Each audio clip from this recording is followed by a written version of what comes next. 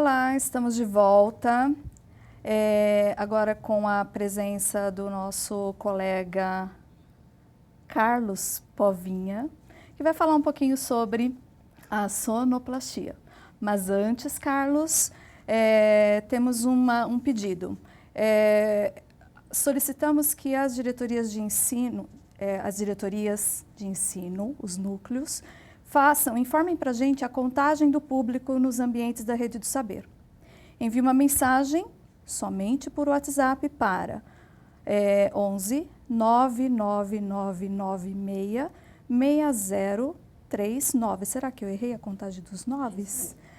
Vamos repetir, 99996 6039.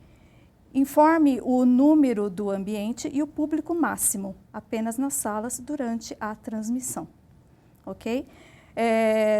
Enfatizamos também os pedidos de palavra que podem ser encaminhados para faleconosco@educacau.sp.gov.br. Carlos, a palavra é toda sua. Eu vou falar nada. Bom dia, colegas, tudo bem? Eu sou Carlos, da equipe técnica, membro da equipe técnica curricular de arte da Secretaria da Educação, e estou aqui colaborando com a videoconferência da equipe de língua portuguesa para falar um pouco sobre a sonoplastia.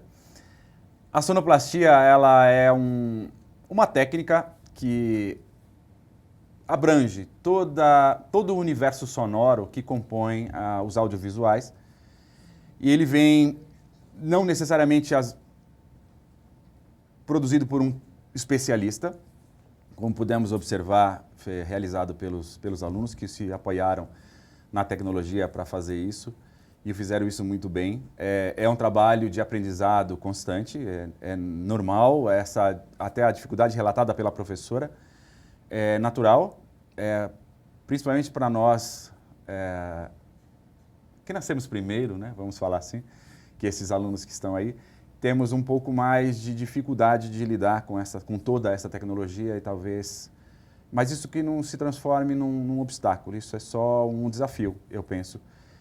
As equipes os técnicos de arte das diretorias, os PCNPs de arte, são pessoas capazes e competentes que podem dar o suporte que for necessário à equipe de língua portuguesa e aos professores. Se houver uma oportunidade de formação específica, eu garanto que eles podem auxiliar com tranquilidade vocês. Esses conteúdos ligados à sonoplastia estão nos cadernos de arte do 8º ano e da primeira série do ensino médio. Existe ali conteúdo inicial para que se possa complementar esta formação das equipes para que o trabalho se desenvolva de uma maneira mais confortável. Então, a sonoplastia, ela abrange todo o universo sonoro que compõe o audiovisual. Desde de um ruído de uma pessoa ao caminhar sobre a terra, por exemplo, até os efeitos que são colocados sobre esta apresentação, que não necessariamente está sob o domínio do artista ou do ator que está em cena. Ela é bastante complexa, ela engloba uma equipe técnica bastante grande, que envolve um processo enorme de produção, que a sonoplastia hoje ocupa um lugar de destaque tão importante quanto a iluminação, quanto a fotografia, principalmente nas produções de cinema, que é o que onde a gente tem uma melhor representação disso tudo, desde do desenho animado que as crianças assistem, as novelas que vemos na televisão, os comerciais bastante elaborados que assistimos hoje, principalmente do comércio de veículos. Mas existem ali, todo este trabalho ele é englobado por um termo chamado sonotécnica, que é onde a partir da produção do desenho sonoro produzido a partir do roteiro, ele é esquematizado pelo diretor, que vai, então, encaminhar o trabalho de captação, reorganização, mixagem desses sons e a montagem deste quebra-cabeça para que, quando ele for sincronizado ao vídeo, porque não necessariamente todos os sons são captados de primeira, como o Cauã? Não. Juan. Juan. Juan E o Murilo. e o Murilo disseram das dificuldades de gravação por conta do próprio ambiente sonoro que interferia bastante no objetivo que eles tinham. Eles tinham uma ideia mental de um desenho roteirizado de som, mas que era importunado pelo som ambiente.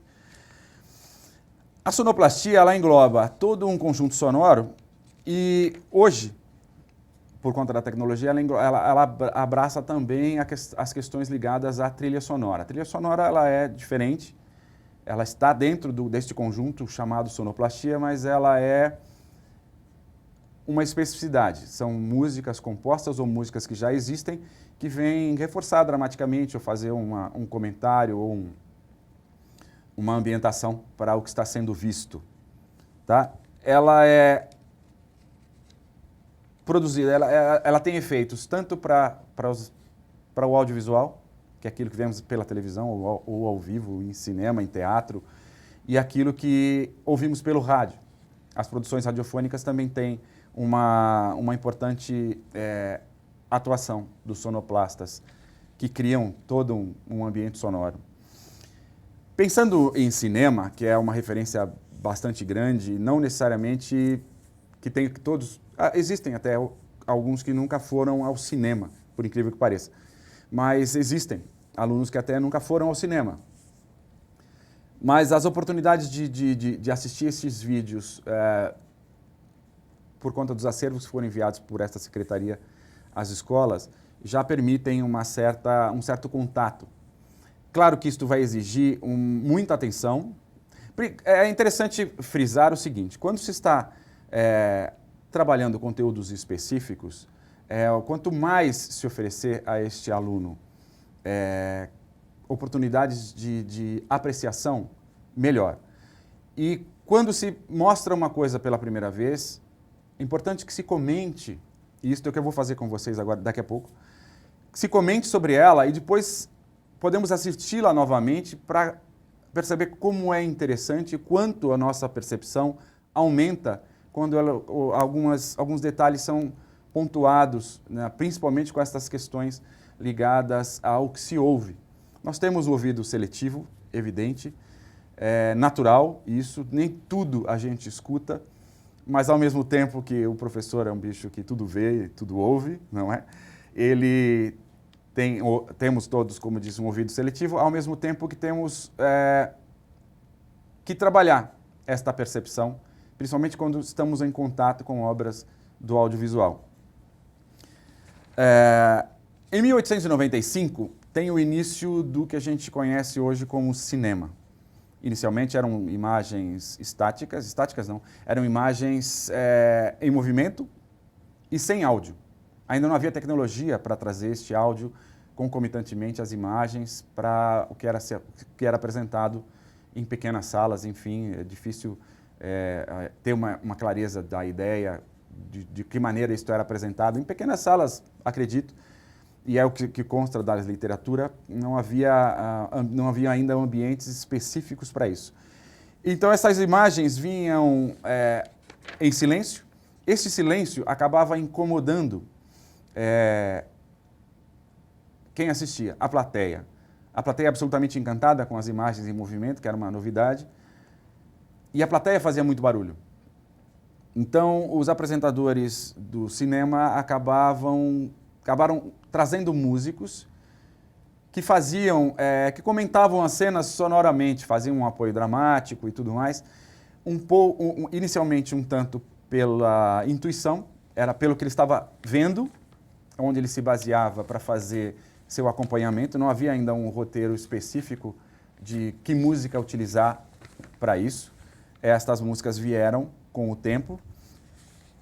E as legendas vinham para auxiliar a plateia a compreender parte do que era conversado em cena. Era bastante objetiva, quem já teve a oportunidade de assistir a alguns filmes mudos, consegue perceber que a pantomima, a dramaticidade do ator, era muito explícita para a câmera e tinha que ser muito convincente para que ele pudesse utilizar um mínimo de falas e exigisse muito pouco da utilização de legendas, para que a plateia pudesse compreender na totalidade o que estava sendo dito, porque às vezes até gerava assim, uma curiosidade. A plateia reclamava disso, na literatura se observa isso, a plateia reclamava que a atriz conversava com o ator enquanto eles estavam num momento ali e fazia falta, o que ela disse para ele? Aí a plateia, de tanto se manifestar, surgiu a necessidade dos músicos interferirem para que também se mantivesse a plateia mais tranquilizada.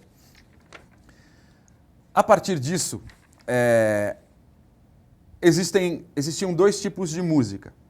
Já em 1925, se eu não me engano, 30 anos depois da primeira exibição de uma imagem em movimento, começaram a surgir os roteiros musicados com músicas compostas especialmente para as cenas de cinema.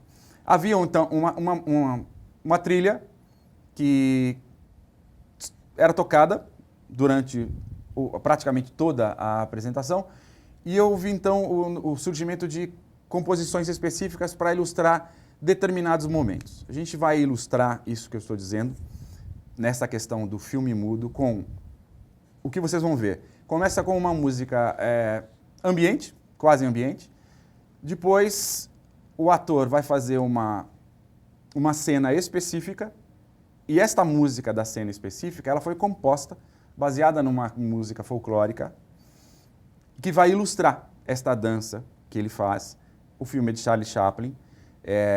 O filme se chama A Corrida do Ouro. É uma cena onde ele faz uma dança, onde ele espeta 2 pães com garfos e faz uma dança para as moças que estão sentadas à mesa com ele. Então, para compreender isso, vocês vão ver, então, uma música que simplesmente é ambiente, depois a música específica para a dança e retoma-se, ao final, a música que só acompanha as cenas. Vamos assistir um trechinho do Chaplin.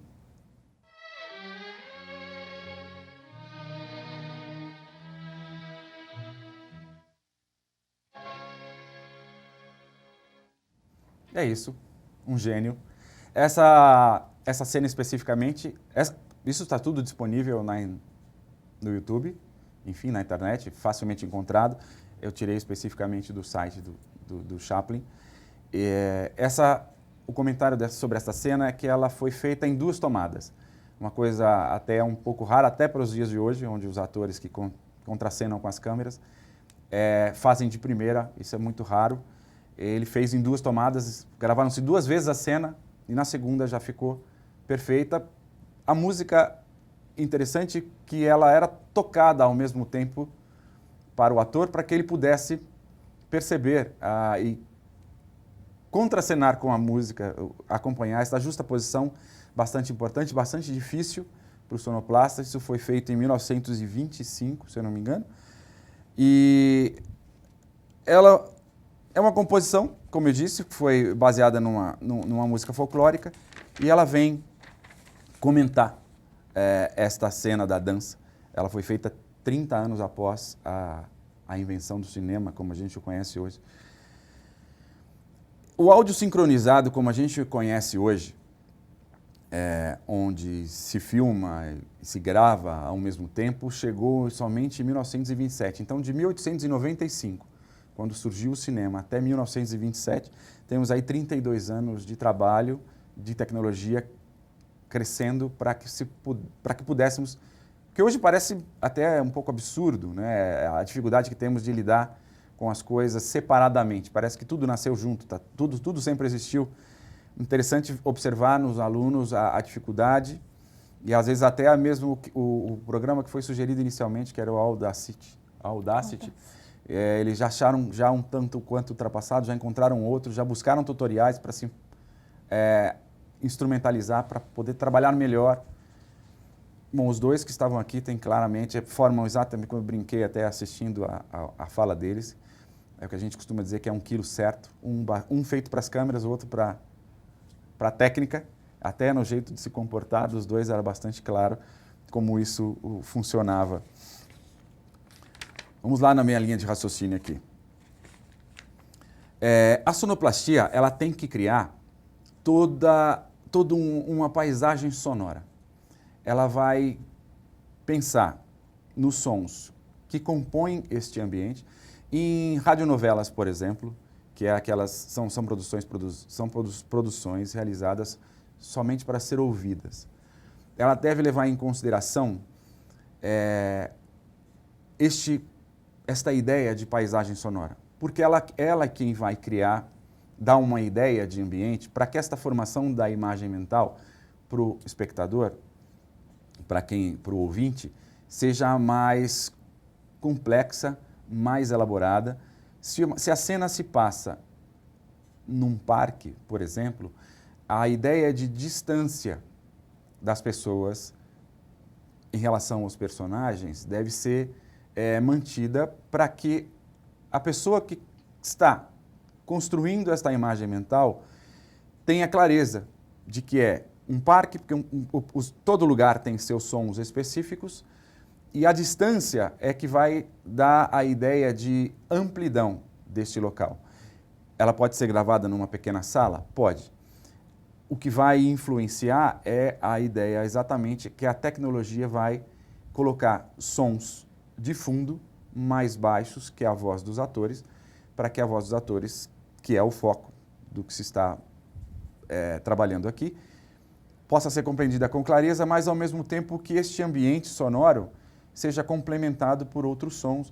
Um cachorro que late, o barulho de uma bola, o barulho de crianças falando mais distantemente, mais distante, som de pássaros, depende muito de onde se quer contar, do que se quer contar para as pessoas que estão ouvindo.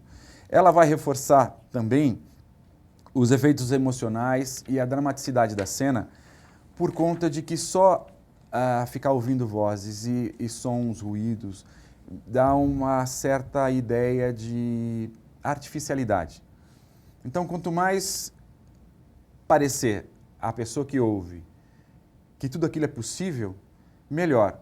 Nosso cérebro trabalha de uma maneira absolutamente incrível quando ele articula elementos separados para construir uma outra coisa.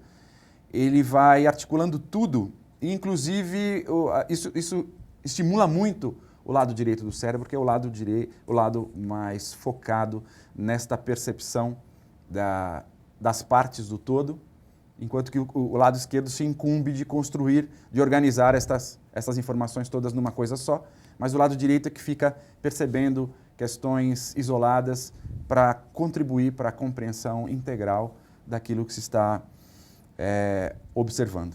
A sonoplastia também, ela comenta o que está sendo visto. Tanto positiva quanto negativamente. Quem é que não se lembra, como os meninos disseram, que esta atração pelos filmes de suspense, de terror, dos grandes personagens, para nós professores que somos éramos já adultos na década de 80, 90, eu era bem criança ainda. E alguns ruídos que eram criados para acompanhar os grandes vilões da época, como o personagem Jason, da série Sexta-feira 13, havia um ruídozinho nas cenas de currículo mais oculto, quando você está em silêncio em algum lugar, e este som vinha trazer a hipótese de que ele apareceria a qualquer momento. O som das lâminas das mãos do Freddy Krueger, quando ele aparecia para as pessoas sempre à distância, mas para aterrorizá-las fazíamos certos sons com suas mãos, com suas lâminas na parede ou em alguma coisa que ele tocasse. Isso é muito importante, isto fica na memória. Interessante perceber, por exemplo, com os bebês que, quando lidamos com eles, eles estão inseridos num ambiente sonoro, estão acostumados a uma certa normalidade do ambiente. E a gente tem uma tendência a falar de uma maneira mais infantilizada com as crianças. Ah, bonitinho, do titio, não sei o quê. E quando você usa um tom mais grave, principalmente os graves para as crianças, os bebês, você percebe o estranhamento imediato neles, porque isso é uma interferência, é uma quebra de padrão dentro da normalidade sonora a qual ele está inserido. Então essas questões precisam ser levadas em consideração quando se cria um ambiente sonoro para uma radionovela, por exemplo. O mínimo de interferência, o mínimo de alteração possível, porque um ator que regularmente faz um personagem, se ele estiver gripado e fizer uma gravação mesmo assim, as pessoas vão perceber, porque elas estão muito ligadas ao que elas estão escutando ali. Essas questões são importantes porque a diegese da narrativa, que compreende toda esse universo que se cria a partir do que se está ouvindo ou do que se está lendo, ela fica mais densa, mais importante, mais significativa para as pessoas que estão lendo ou ouvindo as coisas ali. A sonoplastia tem 3 categorias. São quase três palavrões, né? A diegese já é uma palavra pouco comum, muito comum para os professores de língua portuguesa, mas talvez um pouco incomum para a grande maioria das pessoas. Ela tem um desdobramento que são que a sonoplastia traz para si, os chamados sons diegéticos. Sons diegéticos são aqueles sons que podem ser percebidos pelos atores. Por exemplo, eu dei um tapão agora no microfone, talvez vocês tenham percebido isso aí. A fala dos personagens, a respiração dos personagens, os sons do ambiente, dependendo da cena, se ele está caminhando por algum lugar, o som dos passos pode ser percebido. Os atores vão perceber alguns ruídos que estão mais distantes deles no ambiente da filmagem, mas tudo que pode ser percebido pelos atores é o que a gente chama em sonoplastia de som diegético, que vem da diegese lá. Uma outra categoria são os sons não diegéticos, que são os sons produzidos quando um narrador é colocado numa cena onde, por exemplo, uma atriz está mexendo numa bolsa e o narrador fala alguma coisa, ele não necessariamente vai falar durante a filmagem, isso vai ser colocado depois. A trilha sonora, os efeitos sonoros, todos estes são classificados como sons não diegéticos, eles não serão percebidos pelo ator. Isso vai fazer parte da edição da produção. E temos a terceira categoria, que são os sons metadiegéticos. Né? Parece um monte de palavrão, mas faz parte da técnica. Os meninos que estavam aqui vão se inteirar disso se continuarem perseguindo seus projetos de vida. Os sons metadiegéticos são aqueles que são sintetizados, eles são criados, eles são inventados pelos engenheiros de som para ilustrar momentos em que o ator está em transe ou alguma coisa teoricamente impossível está acontecendo. Por exemplo, quando um personagem vem flutuando, um personagem real, quero dizer, vem flutuando por uma certa magia que cabe na produção, geralmente ela é acompanhada de um som. Então, toda esta alteração mental, quero dizer assim, tudo que foge à normalidade, à razão, ela é explorada pelos engenheiros de som que criam estes sons chamados metadiegéticos. Claro que dentro destas próprias 3 categorias existem outras que não vamos nos estender aqui porque é desnecessário neste momento. Nós vamos assistir agora um trecho de um filme que passou agora na televisão domingo. Eu por acaso, assisti uma cena, falei, que interessante, vou buscar esta cena porque ela é riquíssima, sonoramente, não tanto visualmente, porque ela é num ambiente bastante, até consideravelmente escuro, mas existem muitas coisas para se perceber dessas 3 categorias que eu falei para vocês. Nós vamos assistir a cena, depois eu volto, vou fazer comentários sobre ela, e depois eu gostaria que vocês assistissem de novo a cena, para que vocês possam perceber, talvez, se o que eu vou dizer depois vai influenciar no que vocês ouviram ou não. A gente vai assistir uma cena onde Malévola recupera suas asas no filme Malévola.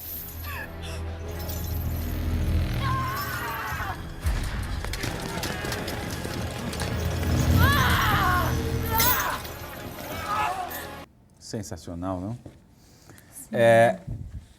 Existem mais ou menos 40 sons distintos nesse trecho do filme.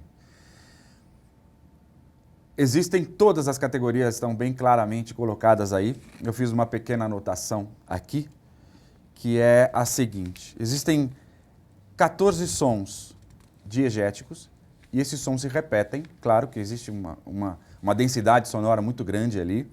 Existem, entre esses 40 sons distintos, pelo menos 40, existem 14 que são diegéticos, aqueles que são percebidos pelos atores. Existem 23 não diegéticos, que são efeitos sonoros. Claro, considerando que o dragão não existe, o corvo não existe, foram coisas colocadas em cena. Em três momentos se percebe os sons metadiegéticos. A primeira parte, o primeiro metadiegético aparece quando ela entra em contato com aquela corrente, não, aquela rede de metal que caiu sobre ela, quando ela tem contato, não sei se vocês sabem, o metal queima as fadas, segundo o filme, quando ela entra em contato com a corrente, vocês percebem que fica incandescente a parte do contato, e existe ali um som sintetizado que representa, ele é metadiegético por conta de que ele não existe, é só ela que sente aquilo. Então isso provoca nela, somente nela, alguma coisa. Quando ela ordena que o corvo vire dragão, que sai uma coisinha da mão dela ali, um efeito visual, também existe esse som. E a terceira vez é quando as asas entram em contato com ela novamente nas costas e existe um segundo de silêncio, e então retoma este som. É tudo muito sutil, ok? Se vocês prestarem atenção, a gente vai assistir novamente, elas estão num corredor, elas conversam, então levando em consideração os diegéticos, que são a fala dos personagens, o som do caminhar dos personagens, o som que as correntes produzem em cena. Quando o rei tira o capacete e joga no chão, isso são coisas diegéticas. Aquele som não é diegético, quando ele desembainha a espada, que é um som muito comum, todo filme que tem espada tem aquele tipo de som. Parece que você está esfregando um metal no outro. Na verdade, a bainha, geralmente, mesmo que ela seja de metal, ela não fazia todo este barulho. Tudo é muito potencializado ali. A voz dos personagens, o dragão, que teoricamente não existe. O som do dragão batendo a cauda na parede, que a parede se quebra. Esse barulho é percebido pelos personagens quando a cenografia cai ao chão, mas ela não tem aquele mesmo barulho que a gente percebe. Isto é uma dualidade. Existe o som diegético, que é aquele percebido pelo ator, e na produção, em toda a edição, é bastante diferente do que aquilo que foi vivido em cena. A batida dos escudos no chão, aqueles escudos aparentemente de metal para nós, dificilmente conseguiriam ser batidos com aquela frequência bonita no chão, com aquele peso que eles deveriam ter. Eles devem ser de algum material cenográfico, certamente. Então, isso foi percebido pelos atores de outra maneira que é percebido pela gente. Os escudos não são de metal, eles são cênicos, e o barulho que eles faziam em cena é diferente daquilo percebido pela gente aqui. Coisas quebrando, coisas caindo. Por exemplo, quando a Aurora, uma coisa que para mim ficou um vácuo sonoro, para eu que fui um tanto crítico com este trecho que eu escolhi. Quando ela diz para a Aurora, corre, que as coisas estão caindo. A Aurora sobe uma escada. Não se ouve a Aurora correndo pela escada. Existe a dramaticidade da trilha sonora, ouvindo-se ali um pouco à distância o que está acontecendo num outro ambiente, mas não se ouve a Aurora subindo a escada, por exemplo. Se ouve a Aurora fechando a porta, andando até aquela vitrine onde estão as asas, afastando o tecido que está já em farrapos, que estava cobrindo aquilo, ela limpa o vidro e aí aquilo que está dentro se mexe. Uma parte dele é diegética, que o ator ouviu quando fez, mas há uma parte que também é produzida quando ela empurra a vitrine e há um ranger, a queda no chão, a quebra do vidro, o barulho das asas tentando sair dali. As asas se levantam, é interessante porque eles não nos mostram as asas, só mostram a sombra da asa sobre a atriz, que contracena. É muito interessante observar questões que devem ser levadas em consideração quando se produz uma radionovela. Você contracena com nada. Você talvez contracena com outra pessoa, mas coisas que você está contando por meio do áudio não necessariamente estão presentes ali. Por exemplo, o fogo existe lá quando surge o dragão, mas o dragão não existe efetivamente. Então são bonecos que são trabalhados, digitalizados e colocados em cena. Podemos assistir de novo para a gente perceber talvez um pouco melhor, agora que eu chamei a atenção de vocês para esses pequenos detalhes. Vamos ver novamente. Lembre-se, são 40 sons distintos, 23 não diegéticos, 14 diegéticos e 3 metadiegéticos. Vamos lá.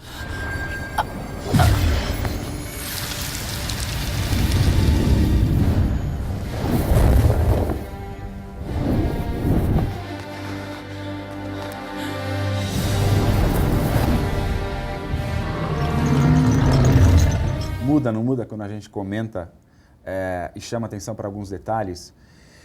Este tipo de trabalho já foi feito desde nos anos iniciais, quando reintroduzimos o especialista de arte nos anos iniciais. Esta questão de chamar a atenção do aluno para os pequenos ruídos de cena já vem sendo feito desde que o currículo foi implantado, até um pouquinho antes dele. A questão é, para ser um bom sonoplasta, você tem que ser muito atento, você tem que ser um bom captador de som. Se você tiver a possibilidade de trabalhar com a tecnologia nas diferentes bandas de captação e composição desse universo sonoro, tem que ser muito criativo na busca de possibilidades sonoras e ter muita paciência. Tem que ter criatividade, tem que ter muita atenção e tem que saber lidar com a tecnologia, porque ela vai fazer falta. A gente vai ver agora a produção de captação, alguns de elementos utilizados para a criação desses metadiegéticos, sons metadiegéticos aí.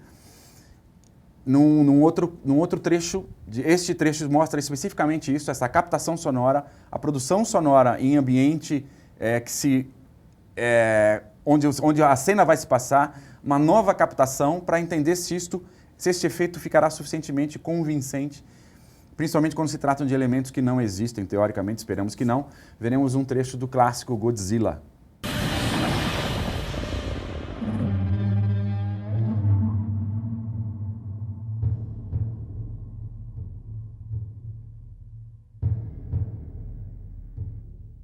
Muito bom, hein? É sensacional, não é? Muito bom. Aqui, esse trecho, esse vídeo é muito completo, ele te dá toda a dimensão da produção e do que se vê na tela, que ele sirva para vocês como um apoio. Os links dos vídeos ficarão disponíveis. Se eu puder ajudar, escrevam, fale conosco, rs@educacau.sp.gov.br, terei o maior prazer em responder qualquer dúvida que tenha gerado ou surgido, ok? Passo a palavra para a Kátia, que vai terminar com vocês. Até logo. Ok. Carlos, muito obrigada pela contribuição, e a gente percebe que muitos desses efeitos do Godzilla, né, que a gente percebeu, conversam com o filme Malévola. Sem dúvida. Né? Os sons, todos eles são passíveis de articulação ali. Sem dúvida. O tempo todo. Muito bom. Estamos chegando ao final de mais essa videoconferência. Temos alguns recados e eu vou passá-los para vocês, e qualquer dúvida mandem no e-mail, tá? Que a gente vai responder a todos. Antes de irmos para essa finalização, eu preciso agradecer ao e-mail da professora da sala de leitura da escola Arrecieres de Taubaté, tá? Ela parabeniza a transmissão e diz que está lá assistindo com os alunos na sala de leitura e eles estão bem estimulados. Tá? Muito obrigada, professora Maria Lúcia, de Taubaté. Ok? Vamos lá, eu vou passar alguns slides para vocês rapidamente, só para que nós consigamos visualizar, mas todas essas informações irão para vocês por e-mail. E aí nós pedimos para que os núcleos pedagógicos disparem essas informações para as escolas. Ok? Vamos lá?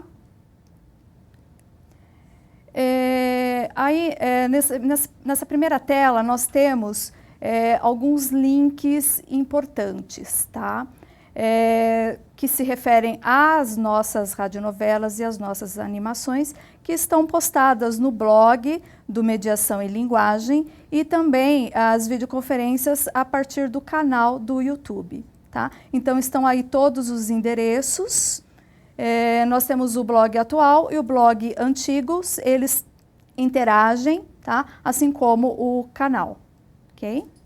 Cronograma, nossa próxima videoconferência vai ser no dia 23/4, tá? Falaremos um pouquinho sobre a animação no dia 14/5 e as mostras ficaram marcadas para os dias 23 de outubro e 24 de outubro, ok? Lembrando que temos alguns procedimentos a serem realizados, então isso é um convite, tá? A montagem do roteiro escrito é livre, é de livre escolha, mas a gente vai encaminhar uma sugestão, ok?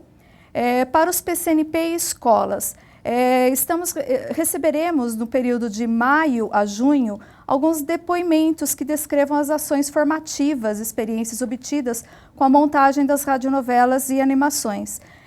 Vocês podem gravar esses depoimentos que deverão ter a duração de 2 minutos. E a nossa intenção é mostrar em uma de nossas videoconferências, ok? Com relação a professores e PCNP, encaminhamentos de ensaios, artigos científicos, relatos de experiência e esse material todo, que é um material extremamente rico, vai ser postado, né, vai ser colocado, ou melhor, vai ser publicado online. A gente está pensando em criar uma revista eletrônica para colocar esse material, ok? Então participem. E nos próximos dias será enviado, então, um documento detalhado referente à execução do projeto, ok? Carlos, quer se despedir do nosso público? Tchau. Ok.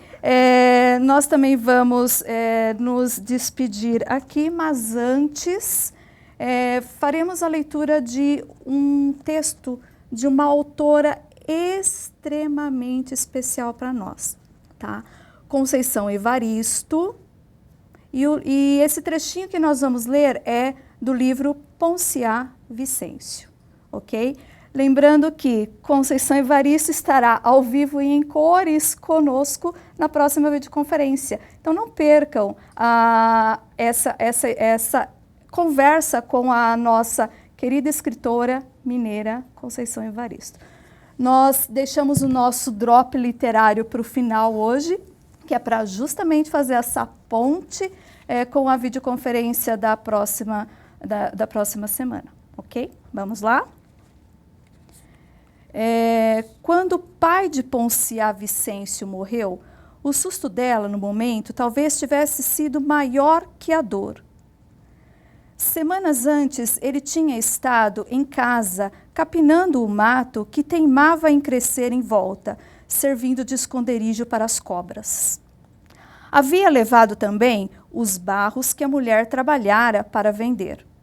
Saíra de casa bem e, se não fosse a ausência que sofria, embora nunca reclamasse da mulher e da filha, poderia dizer que partira quase feliz. O pai de Ponciá não era dado a muitos risos. Caladão, quieto, guardava para si os sentimentos. Quando menino, não. Apesar dos mandos do sinhozinho e da aparente obediência cega que era obrigado a demonstrar, ele revelava as suas tristezas com intensas lágrimas, assim como gritava alto os seus risos. Entretanto, foi crescendo, e aprendendo a disfarçar o que lá de dentro vinha. Não chorava e também guardava o riso.